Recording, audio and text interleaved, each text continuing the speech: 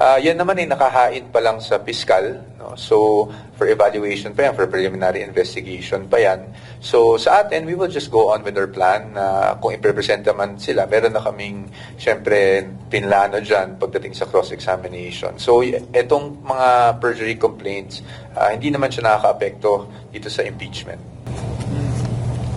Hindi ba maganda sa mga tao, sir, kung AI yung gagamitin na sabi ni attorney kanina, props daw eh.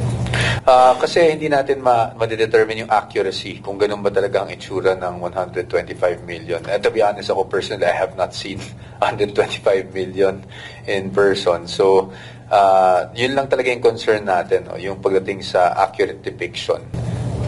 May nakikita ba kayong risk doon, attorney, if sa mga susunod na hearings gumamit pa ng mga AI-generated photos para lang magbigay ng context doon sa in-explain prosecution? I think yung main concern lang talaga namin is kung accurate yung nakikita, kasi baka exaggerated yung nakikita, baka, o kahit hindi exaggerated, baka naman hindi talaga yun yung itsura ng gustong ipakita. But the witness naman is able to answer, so kahit pa paano, no, yung kanina, all we wanted was just to register our objection. After considering po na mag-submit ng motion or manifestation na ipagbawal na lang? No, I think we haven't really spoken about it after this, no? So I don't want to foreclose any possibility. But sa ngayon naman, na-note naman yung continuing objection namin doon. I think that's enough for now. Attorney, without going into the merits, dun sa direct examination kanina kay Acosta, mayroon bang bago doon sa mga sabi na niya sa cross? Well, sa akin, maaga pa kasi. I think may ilang points lang na discuss today. So today it was a lot of confirmation of what she already stated in the House. So baka yun yung nagiging sentiment nyo na wala namang bago. Pero tingnan muna natin kung saan patungo to. Ayoko ring mag-conclude ng anything at this point dahil unang araw pa lang ngayon, actually unang salang pa lang ng direct examination at alam naman natin magpapatuloy pa tomorrow. I have no idea and I don't want to speculate kung ano pa yung mga ibang itatanong ng prosecution. So ngayon, di muna ako magbigay ng categorical statement on that. I think itayin muna natin matapos yung direct examination. Sir, fatal po ba to the case, or at least is it alarming for the defense that the witness testified na si VP Sara daw po yung natutos na ibigay kay Chika yung... That will go into the merits, but so I will not discuss that. But sa amin, siguro, all I can say is we anticipated all of this. Sir, yung decision lang ng court not to immediately tackle the pending motion last week, your thoughts on that, sir? I don't know what the reason is kasi, Ms. Kat, kung ano yung naging rason behind not tackling it today. But I'm sure we're still expecting to tackle that at some point. At then whatever naman the court decides, the defense will just submit, no, and comply. Does the defense intend to raise a formal motion to cite any member of the prosecution in contempt? There's no such thing at this time. Okay? I'm sure you guys also want to wrap things up para malakas daw yung ulan. So hopefully, kung tomorrow ay matutuloy yung session natin, we'll see all of you tomorrow and we'll make sure we also have another press con after. Sir, very last. Sige lang. Po dun sa kanina manifestation ni Senator Judge Tulfo regarding po sa paggamit o hindi paggamit, sa confusion po sa language ni witness Acosta.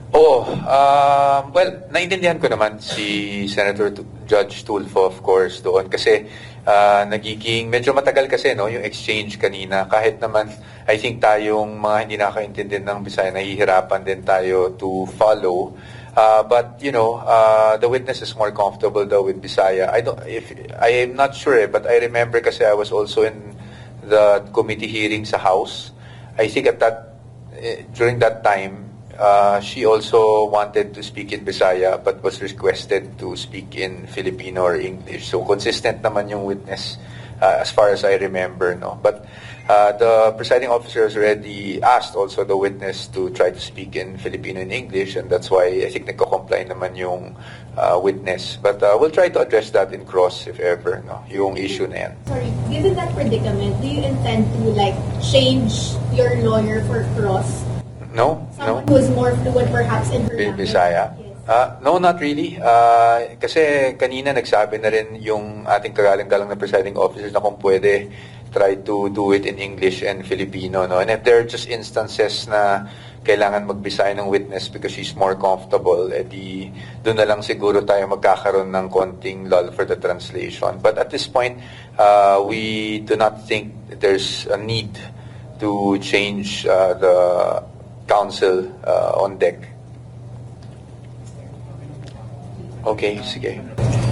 Recently po, kanina na-confirm po na nag-file ng perjury complaint si VP Sara versus Ramil Madriaga. Yes. Does it have any, at least po sa part ng defense, parang epekto or because other people might be saying na it is to like weaken the statement of Madriaga against the Vice President, and kanina nakita po natin na yung, as per the prosecution, parang nagmamatch daw yung for duffel bags and for travel bags na pinagamitan daw po ng confidential funds.